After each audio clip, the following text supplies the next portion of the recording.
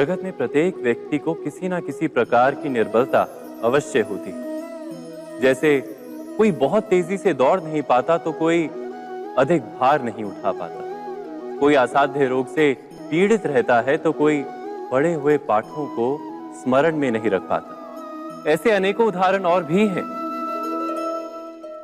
क्या आप किसी ऐसे व्यक्ति को जानते हैं जिसे सब कुछ प्राप्त हो और हम जीवन की उस एक निर्बलता को जीवन का केंद्र मानकर जीते हैं? इस कारणवश हृदय में दुख और असंतोष रहता है सदा। निर्बलता मनुष्य को जन्म से अथवा संजोग से प्राप्त होती है, किंतु उस निर्बलता को मनुष्य का मन अपनी मर्यादा बना लेता है। किंतु कुछ व्यक्ति ऐसे भी होते हैं जो अपने पुरुषार्थ और श्रम से उस निर्बलता को पराजित कर देते हैं। क्या भेद है उनमें और अन्य लोगों में? क्या आपने कभी विचार किया है? सरल सा उत्तर है इसका। जो व्यक्ति निर्बलता से पराजित नहीं होता, जो पुरुषार्थ करने का साहस रखता है हृदय में, वो निर्बलता को पार कर जाता है। अर्थात निर्बलता अवश्य ईश्वर देता है, किंतु मर्यादा मनुष्य का मन ही निर्मित करता है। स्वयं विचार कीजिए।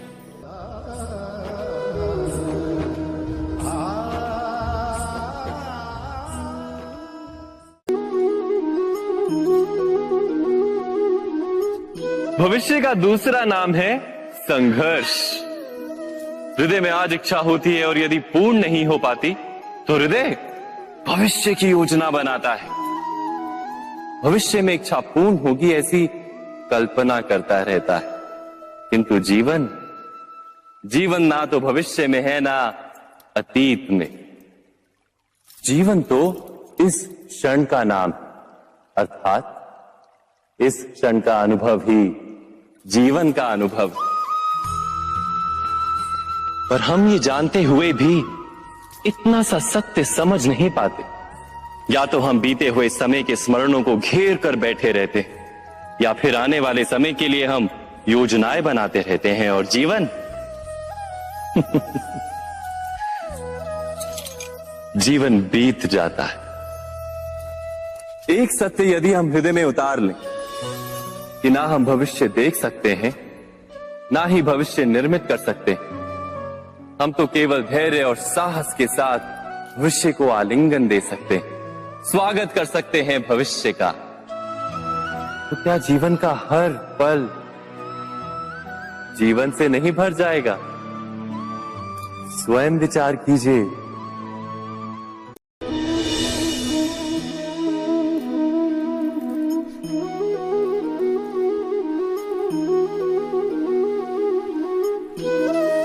ज्ञान प्राप्ति सदा ही समर्पण से होती है, यह हम सब जानते हैं। किंतु समर्पण का वास्तविक महत्व क्या है? क्या हमने कभी विचार किया? मनुष्य का मन सदा ही ज्ञान प्राप्ति में विभिन्न बाधाओं को उत्पन्न करता है। कभी किसी अन्य विद्यार्थी से ईर्ष्या हो जाती है, कभी पढ़ाए हुए पाठों पर संदेह जन्मता है और कभी गुरु द्वारा दिया गया दंड मन को अहंकार से भर देता है। नहीं, क्या ऐसा नहीं होता? न जाने कैसे कैसे विचार मन को भटकाते हैं और मन की इसी अयोग्य स्थिति के कारण हम ज्ञान प्राप्त नहीं कर पाते। मन की योग्य स्थिति केवल समर्पण से निर्मित होती है। समर्पण मनुष्य के अहंकार का नाश करता है, ईर्ष्या, महत्वाकांक्षा आदि भावनाओं को दूर कर हृदय को शांत करता है और मन को एकाग्र करता है। वास्तव में ईश्वर की सृष्टि में ना ज्ञान की मर्यादा है ना ज्ञानियों की। गुरु दत्तात्रेय ने तो गाय और श्वान से भी ज्ञान प्राप्त कर लिया था। अर्थात विषय ब्रह्म ज्ञान का हो या जीवन के ज्ञान का या गुरुकुल में प्राप्त होने वाले ज्ञान का, उसकी प्राप्ति के लिए गुरु से अधिक महत्व है उस गुरु के प्रति हमारा समर्पण। क्या ये सत्य नहीं?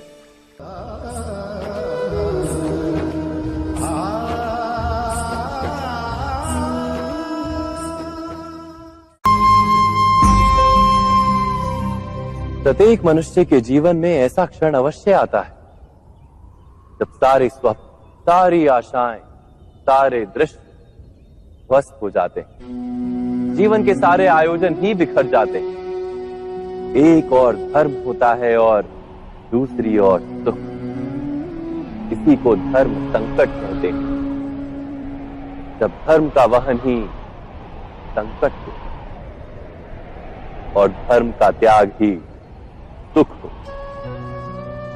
विचार कीजिए, कभी किसी स्वजन के विरुद्ध सत्य बोलने का अवसर प्राप्त हो जाता है, कभी ठीक दरिद्रता के समय सरलता से चोरी करने का मार्ग प्राप्त हो जाता है, कभी किसी शक्तिशाली राजनेता या राजा के कर्मचारी का अधर्म प्रकट हो जाता है। सबके जीवन में ऐसी घटना बनती ही रहती है। अधिकतर लोग ऐसे किसी क्षण को धर्म संकट के रूप में जान ही नहीं पाते। हमें किसी प्रकार के संघर्ष का अनुभव ही नहीं होता। सहजता से सुख की ओर खींचे चले जाते हैं, जैसे मक्खी गुड़ की ओर खींची चली जाती। वास्तव में धर्म संकट का क्षण ईश्वर के निकट जाने का क्षण होता है। यदि हम संघर्षों से भयभीत ना हो, सुख की ओर आकर्षित ना हो, अपने धर्म पर दृढ़ रहे, तो ईश्वर का साक्षात्कार दूर नहीं।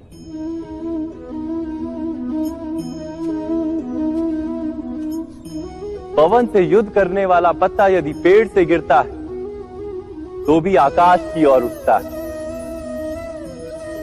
पवन से झुकने वाली घास वहीं भूमि पर रह जाती है।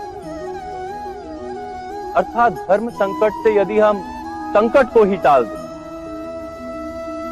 तो सुख तो मिलता है, जीवन बढ़ता है, किंतु क्या चरित्र नहीं टूटता?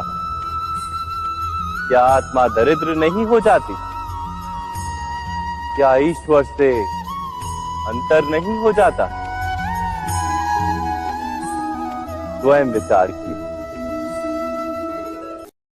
दो व्यक्ति जब निकट आते हैं तो एक दूसरे के लिए सीमाएं और मर्यादाएं निर्मित करने का प्रयत्न अवश्य करते हैं। हम यदि सारे संबंधों पर विचार करें तो देखेंगे कि इन सारे संबंधों का आधार यही सीमाएं हैं जो हम दूसरों के लिए निर्मित करते हैं। और यदि अनजाने में भी कोई अन्य व्यक्ति इन सीमाओं को तोड़ता है तो उसी क्षण हमारा हृदय क्रोध से भर जाता है। इन सीमाओं का वास्तविक रूप क्या है? क्या हमने कभी विचार किया?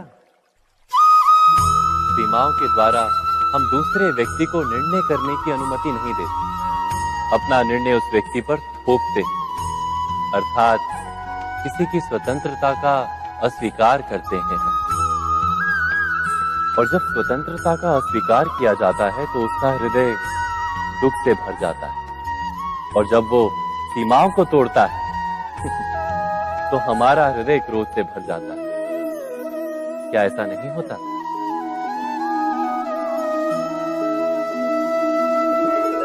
पर यदि एक दूसरे की स्वतंत्रता का सम्मान किया जाए तो किसी मर्यादाओं या सीमाओं की आवश्यकता ही नहीं होती। अर्थात जिस प्रकार स्वीकार किसी संबंध का देह है, क्या वैसे ही स्वतंत्रता किसी संबंध की आत्मा नहीं? स्वयं विचार कीजिए। सबके जीवन में ऐसा प्रसंग अवश्य आता है कि सत्य कहने का निश्चय होता है हृदय में, किंतु मुख से सत्य निकल नहीं पाता। कोई भय मन को घेर लेता है। किसी घटना अथवा प्रसंग के बारे में बात करना या फिर स्वयं से कोई भूल हो जाए उसके बारे में कुछ बोलना, क्या ये सत्य है? नहीं, ये तो केवल तथ्य है। अर्थात जैसा हुआ था वैसा केवल बोल देना सामान्य सी बात। किंतु कभी कभी उस तथ्य को बोलते हुए भी भय लगता है। कदाचित किसी दूसरे की भावनाओं का विचार आता है मन। दूसरे को दुख होगा ये भय भी शब्दों को रोकता है। तो ये सत्य क्या है? क्या हमने कभी विचार किया है? जब भय रहते हुए भी कोई तथ्य बोलता है तो वो सत्य कहलाता है। वास्तव में सत्य कुछ और नहीं, केवल निर्भयता का दूसरा नाम है। और निर्भय होने का कोई समय नहीं होता, क्योंकि निर्भयता आत्मा का स्वभाव है। अर्थात क्या प्रत्येक क्षण सत्य बोलने का क्षण नहीं होता?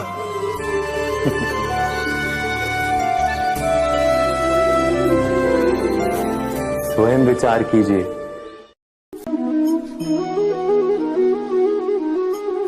श्रेष्ठता का क्या अर्थ है? श्रेष्ठता का अर्थ है दूसरों से अधिक ज्ञान प्राप्त करना। अर्थात मूल्य इस बात का नहीं कि स्वयं कितना ज्ञान प्राप्त किया, मूल्य इस बात का है कि प्राप्त किया हुआ ज्ञान अन्य लोगों से कितना अधिक है। अर्थात श्रेष्ठता की इच्छा ज्ञान प्राप्ति को भी एक स्पर्धा बना देती है। और स्पर्धा में विजय अंतिम कब होती है?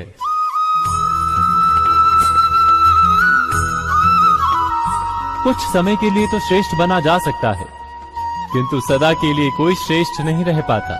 फिर वही असंतोष, पीड़ा और संघर्ष जन्म लेता है। किंतु श्रेष्ठ बनने के बदले यदि उत्तम बनने का प्रयत्न करें तो क्या होगा? उत्तम का अर्थ है कि जितना प्राप्त करने योग्य है वो सब प्राप्त करना, किसी से अधिक पाने की इच्छा से नहीं, मात्र आत्मा की तृप्ति हेतु कुछ प्राप्त करना। उत्तम के मार्ग पर किसी अन्य से स्पर्धा नहीं होती, स्वयं अपने आप से स्पर्धा होती है। अर्थात उत्तम बनने का प्रयत्न करने वाले को देर अबेर सारा ज्ञान प्राप्त हो जाता है, बिना प्रयत्न के ही वो श्रेष्ठ बन जाता है। किंतु जो श्रेष्ठ बनने का प्रयत्न करता है वो श्रेष्ठ बने या ना बने, उत्तम कभी नहीं बन पाता।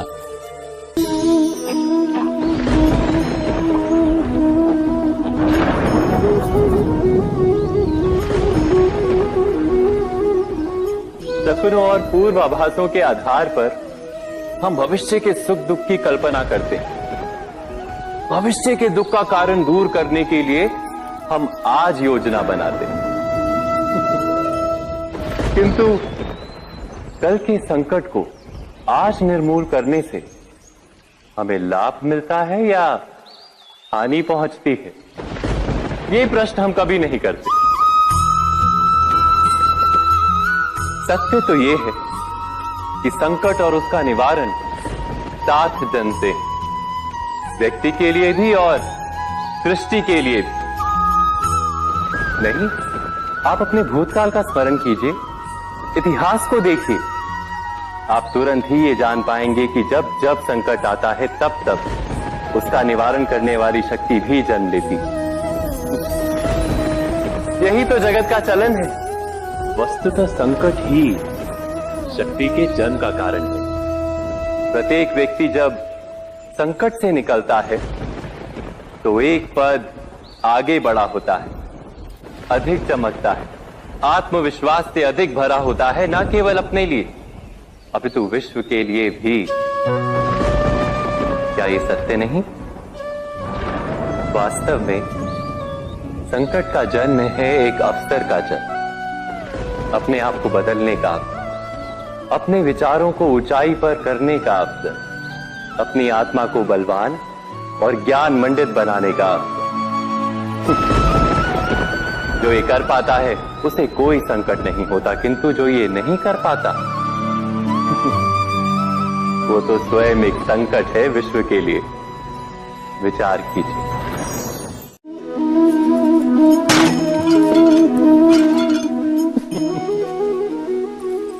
कभी कभी कोई घटना मनुष्य के जीवन की सारी योजनाओं को तोड़ देती और मनुष्य उस आघात को अपने जीवन का केंद्र मान लेता। पर क्या भविष्य मनुष्य की योजनाओं के आधार पर निर्मित होते हैं? नहीं। जिस प्रकार किसी ऊंचे पर्वत पर सर्वप्रथम चढ़ने वाला उस पर्वत की तलाई में बैठकर जो योजना बनाता है, क्या वही योजना उसे उस पर्वत की चोटी तक पहुंचाती है? नहीं। वास्तव में वो जैसे जैसे ऊपर चढ़ता है वैसे वैसे उसे नई नई चुनौतियां, नई नई विडंबनाएं, नए नए अवरोध मिलते हैं। प्रत्येक पद पर वो अपने अगले पद का निर्णय करता है। प्रत्येक पद पर उसे अपनी योजनाओं को बदलना पड़ता है। कहीं पुरानी योजना उसे खाई में ना ढकेल दे। वो पर्वत को अपने योग्य नहीं बना पाता, केवल स्वयं को पर्वत के योग्य बना सकता है। क्या जीवन के साथ भी ऐसा ही नहीं? जब मनुष्य जीवन में किसी एक चुनौती को, एक अवरोध को अपने जीवन का केंद्र मान लेता है, अपने जीवन की गति को ही रोक देता है, तो वो अपने जीवन में सफल नहीं बन पाता और ना ही सुख और शांति प्राप्त कर पाता।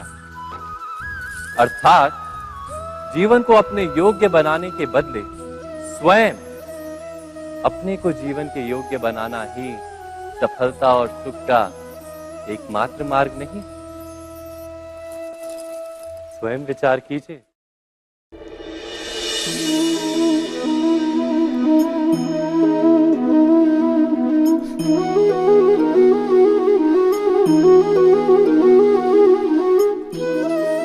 जीवन का हर क्षण निर्णय का क्षण होता है। प्रत्येक पद पर दूसरे पद के विषय में कोई निर्णय करना ही पड़ता है और निर्णय अपना प्रभाव छोड़ जाता है। आज किए गए निर्णय भविष्य में सुख अथवा दुख निर्मित करते हैं, ना केवल अपने लिए, अपने परिवार के लिए भी, आने वाली पीढ़ियों के लिए भी। जब कोई दुविधा सामने आती है तो मन व्याकुल हो जाता है, अनिश्चय से भर जाता है। निर्णय का वो क्षण युद्ध बन जाता है और मन बन जाता है युद्ध भूमि। अधिकतर निर्णय हम दुविधा का उपाय करने के लिए नहीं, केवल मन को शांत करने के लिए लेते हैं। पर क्या कोई दौड़ते हुए भोजन कर सकता है? नहीं। तो क्या युद्ध से जूझता हुआ मन कोई योग्य निर्णय ले पाएगा? वास्तव में शांत मन से जब कोई निर्णय करता है तो अपने लिए सुखद भविष्य बनाता है, किंतु अपने मन को शांत करने के लिए जब कोई निर्णय करता है तो वो व्यक्ति भविष्य में अपने लिए कांटों भरा वृक्ष लगाता है। स्वयं विचार कीजिएगा।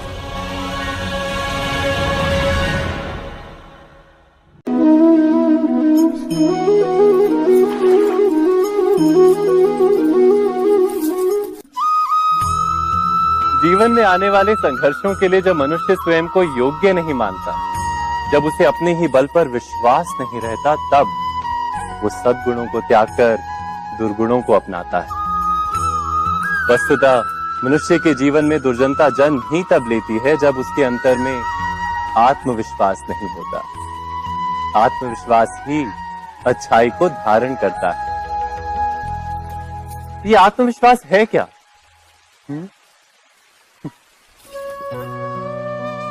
जब मनुष्य ये मानता है कि जीवन का संघर्ष उसे दुर्बल बनाता है, तो उसे अपने ऊपर विश्वास नहीं रहता। वो संघर्ष के पार जाने के बदले संघर्ष से छूटने के उपाय ढूंढने लगता है। किंतु जब वो ये समझता है कि ये संघर्ष उसे अधिक शक्तिशाली बनाते हैं, ठीक जैसे व्यायाम करने से देह की शक्ति बढ़ती, तो प्रत्येक संघर्ष के साथ उसका उत्साह बढ़ता है। अर्थात आत्मविश्वास और कुछ भी नहीं, मन की स्थिति, जीवन को देखने का दृष्टिकोण मात्र है। और जीवन का दृष्टिकोण तो मनुष्य के अपने वश में होता है। स्वयं विचार कीजिए।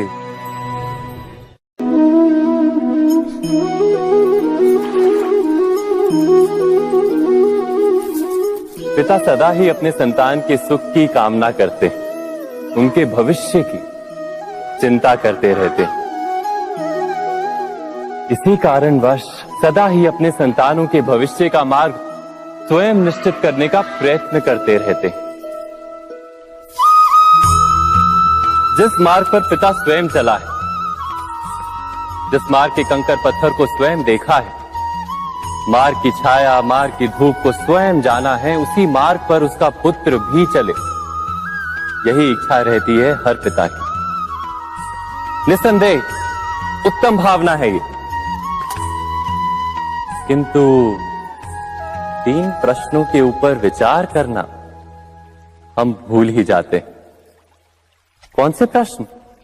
प्रथम प्रश्न, क्या समय के साथ प्रत्येक मार्ग बदल नहीं जाते? क्या समय सदा ही नई चुनौतियों को लेकर नहीं आता? तो फिर बीते हुए समय के अनुभव नई पीढ़ी को किस प्रकार लाभ दे सकते हैं? दूसरा प्रश्न, क्या प्रत्येक संतान अपने माता पिता की छवि होता है? हाँ, संतानों को संस्कार तो अवश्य माता पिता देते हैं, किंतु भीतर की क्षमता तो ईश्वर देते हैं। तो जिस मार्ग पर पिता को सफलता मिली है, विश्वास है कि उसी मार्ग पर उसकी संतानों को भी सफलता और सुख प्राप्त होगा। तीसरा प्रश्न, क्या जीवन के संघर्ष और चुनौतियां लाभकारी नहीं होती? क्या प्रत्येक नया प्रश्न एक नए उत्तर का द्वार नहीं खोलता? तो फिर संतानों को नए नए प्रश्नों, संघर्षों और चुनौतियों से दूर रखना, ये उनके लिए लाभ करना कहलाएगा या हानि पहुंचाना? अर्थात जिस प्रकार संतान के भविष्य का निर्माण करने के बदले उसके चरित्र का निर्माण करना श्रेष्ठ है, वैसे संतानों के जीवन का मार्ग निश्चित करने के बदले उन्हें नए संघर्षों के साथ जूझने के लिए मनोबल व ज्ञान देना अधिक लाभदायक नहीं होगा? स्वयं विचार कीजिए।